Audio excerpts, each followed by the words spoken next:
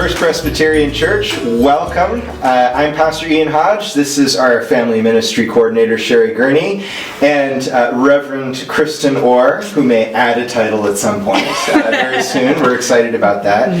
But we just had a great weekend with Kristen and with a number of folks from our church talking about intergenerational ministry, connecting young people and older folks and people everywhere and all over the place. And we wanted to take advantage of her time here to talk a little bit more, especially for anyone who wanted to come to the workshop on Saturday but wasn't able to make it.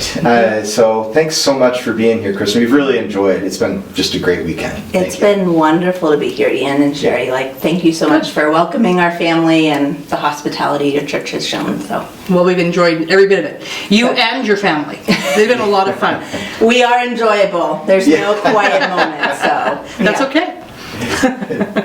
I would think there was something wrong if it was quiet. That's true. That's true.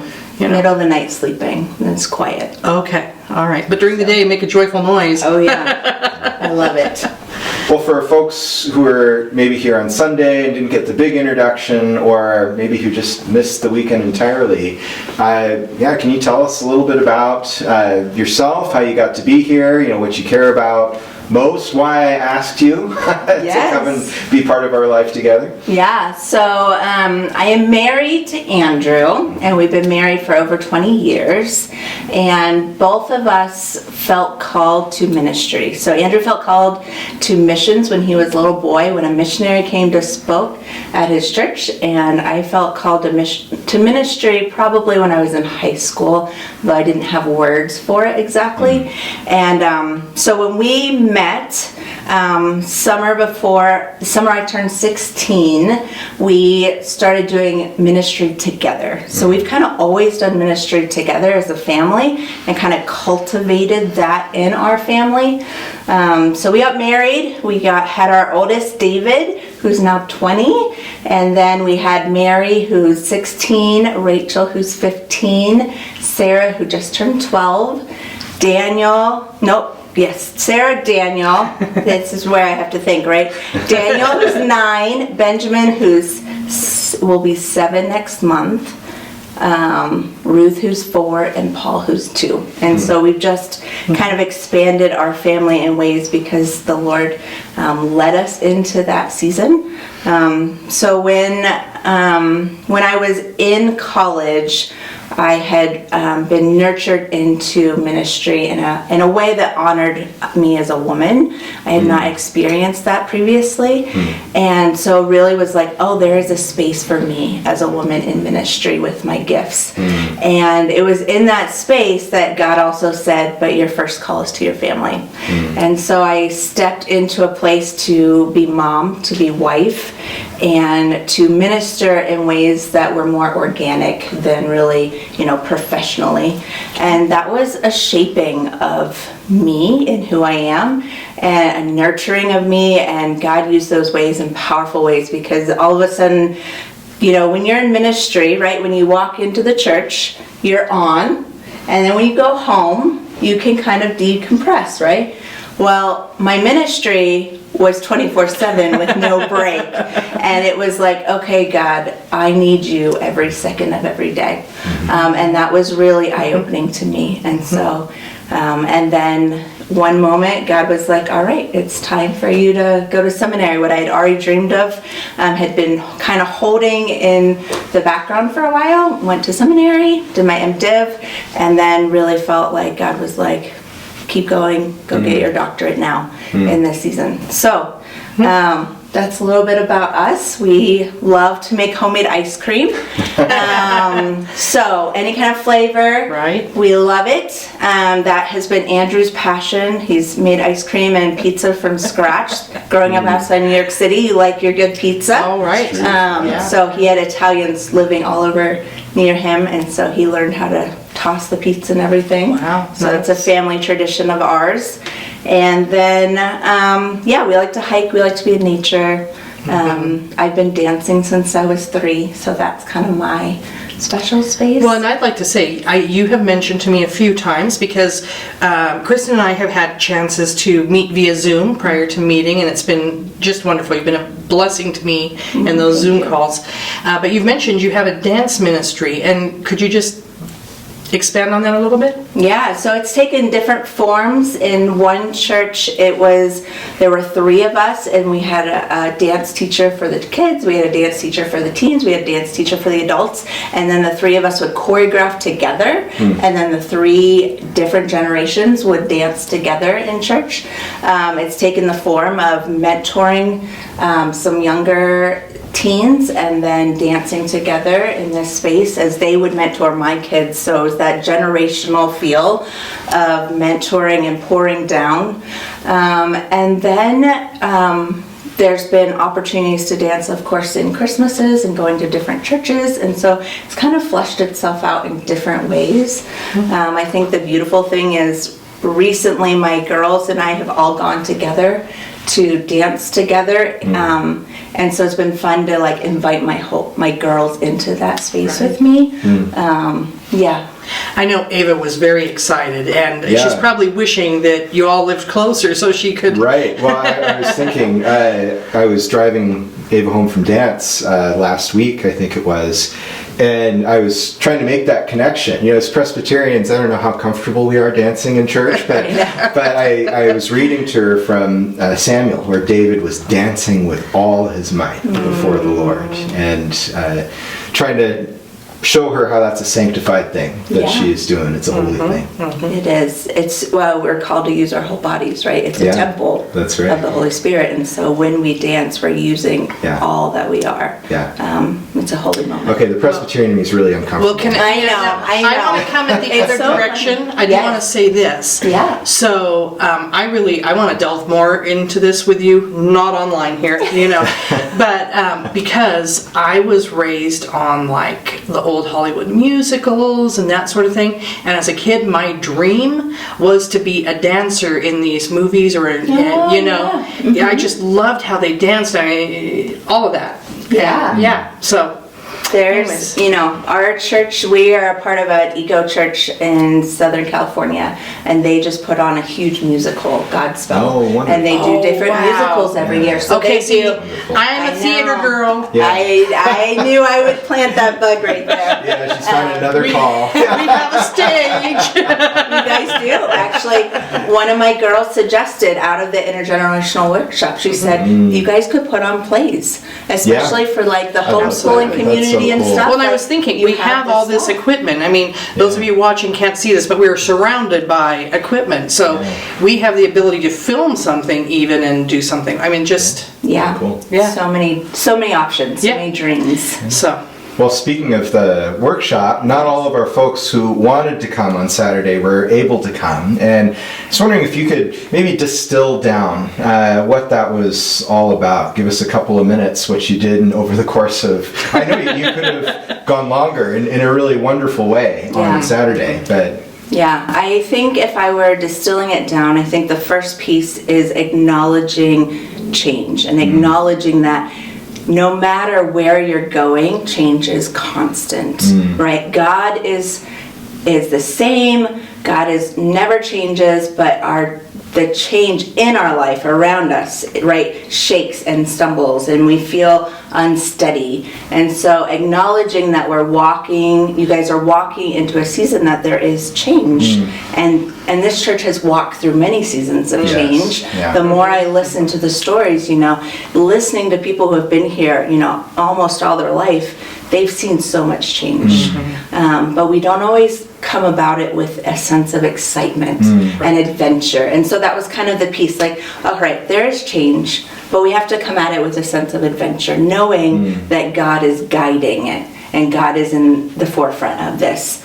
And then it was like, okay, so how do we acknowledge that we all are different generations? What are the things that drive different generations? And right now, with Gen Z, it's authenticity, which I think is a space that says, hey, people want to be here, they want to know, they want to ask the questions. And that's encouraging for the church. And really, Gen Z is going back to the church. Such an opportunity. It is such an opportunity right now, especially for churches that are willing to just talk about those things and have the deep conversations rather than the big shows. They're wanting the deep conversation. And then we talked about, okay, what are the opportunities here in Carson City? Like, what is the gifts that you guys have in this church? The gifts within the people, but also, you know, your building resources and your location resources and all of those things. So it was really exciting to hear like the dreams and what they saw. And I think one of the things we talked about too is like acknowledging where the socioeconomic is within the people of Carson City. And so how do you get training and equipment to be able to reach out to those people that may not be what you're used to, you know? And then how do you go show up at a ball game and watch a kid play? How do you show up at a soccer game, right? How do you show up at a dance show and say, all right, we're here from the church to support this person? And so making those opportunities. But I would say the foundation of it all, Ian, is prayer, right? And you guys leading that and having time to pray, because a church that prays will then be given the eyes to see what God is doing, and then you can step into those opportunities, right? But it takes that foundation of prayer because it recenters our heart, right, towards God. And then we can say, okay, God, where are you leading us? What are those open doors for us? And then building partnerships with other churches in the area. So, is that a good distillment? It is. I mean, there's so much to unpack there. And but one of the parts, and we had talked about this, is that our vision for our youth ministry, and I'm looking at Sherri now as well, is really for family ministry. It's not, you know, the plan is not to build like the 90s youth group, which I was part of a 90s youth group. I know that bums some of you out. But when I was there, it was like a big party every time we got together, and it was fun. There were lots of great things about it, and there were wonderful things, but I think of at least half the people I was in youth group with, it seems like they're not following Jesus anymore. Maybe it wasn't the most effective youth ministry model. And we want to see all the opportunities that God has put in our church. So we want to see that there are people with hobbies and people with skills and people with time. And whoever you are, whatever you're doing as you're watching, I want you to know you are the opportunity for ministry. And as Kristen was unpacking, you've been given spiritual gifts. God He's just waiting for your yes a lot of the time. And I know sometimes we don't want to give the yes. It's scary. It's scary. The unknown is scary. It is. Yeah. And can I just share? So I went to the Alpha Conference in July, and one of the things that was really shared there is that young people are looking for spiritual parents and grandparents. They maybe don't have that at home for one reason or another. And I think I'm talking about not just kids, but young families too. And so much of that, I think, involves just spending time with them, being friends. Like just building a relationship and letting things grow from there. You don't have to have a theological cap. You know, that will come and be there, and you're praying about it and all that, but just spending time with people, you don't have to have any special skills to build do relationships. that. Like, we just all loved on your kids this week. It was really easy to do, but it wasn't like this stretch like, okay, I got to prep myself. We just did. And that's really right. That is the vision, like relationships. And I think you're right. Like, it's the grandparents pouring into the parents pouring into kids, and that generational thing that we're now missing in our culture because families aren't living near their natural grandparents, or they're not, you know, and even parents aren't feeling equipped because they're not being mentored by the community. And so this culture has switched into these one generational family. You know, and Andrew and I have done that most of our life. You know, we've had to do that, but we've always dug in and been praying for other adults to pour into our kids. You know, because we don't want to be the sole voice. We want the whole body. Well, and can I just interject? I know you have something important to say, but I just...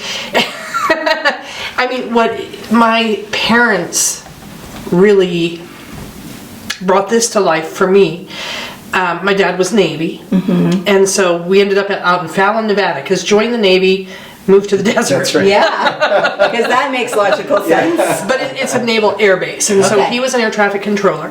And then when he retired, and he went civil service, and he still worked out at the tower, and so he was over the air traffic controllers that were there, and constantly my parents were adopting these young Navy guys or gals or families that were far away from their families and welcoming them into our family. So Thanksgiving time, Christmas, a given Tuesday, whatever, we had people there, and it was such a great relationship. We had one friend who was Cajun, and he'd come and cook for us. Oh my goodness! And Thanksgivings with Filipino food, and but I mean, there's the food that goes along with it, which we know is important, right? Oh yeah. But I mean, I have lifelong. This church knows how to do it. Yeah. We do. We like food. But I mean, I do. I have lifelong friends now. Both of my parents have passed, and we're still friends on a very deep level. I love that it was part of your family culture, Sherri, because it gives you a passion for it, right? Because you know how valuable it is. Right. Where most people didn't experience that, they didn't understand it, and so it is stepping into new territory. Right. And so it's the fact that it was part of your family culture. Right. Just means that you see the benefits of it, and you can share that with people and invite them into that.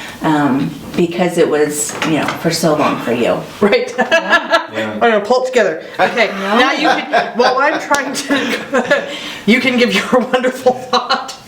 All right. Well, I was, the first sermon I preached here was John 4, the woman at the well. And the thrust of it was, hey, this church has said we want to grow. We want to see families become part of our church. We want to see this happen. And so I chose that passage because it really struck me that when Jesus met the woman at the well, I mean, he was ready, right? He was ready for this Samaritan woman who was an outcast, not just from Jesus' people, but from her own people, to become part of his group. But the disciples showed up, and they were like, what is going on? And we talked about how when a church grows in the very best sorts of ways, it will change and transform the church. And it always ends up being glorious. Yeah. But it doesn't always feel that way when you get started. So I'm going to repeat my favorite line. Anyone said you're Barbara McSween, this is you. But Barbara said when Jesus comes back, we could either say, hey, Jesus, we're so glad that you're back.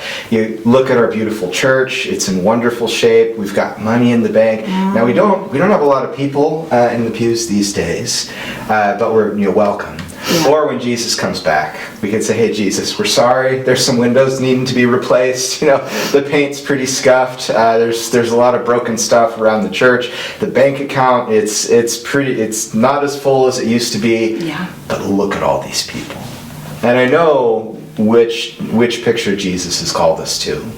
And he went out of his way for people. That's right. Yeah, That's right. He went out of his way for me. I'm such a pain in the neck, right? Yeah.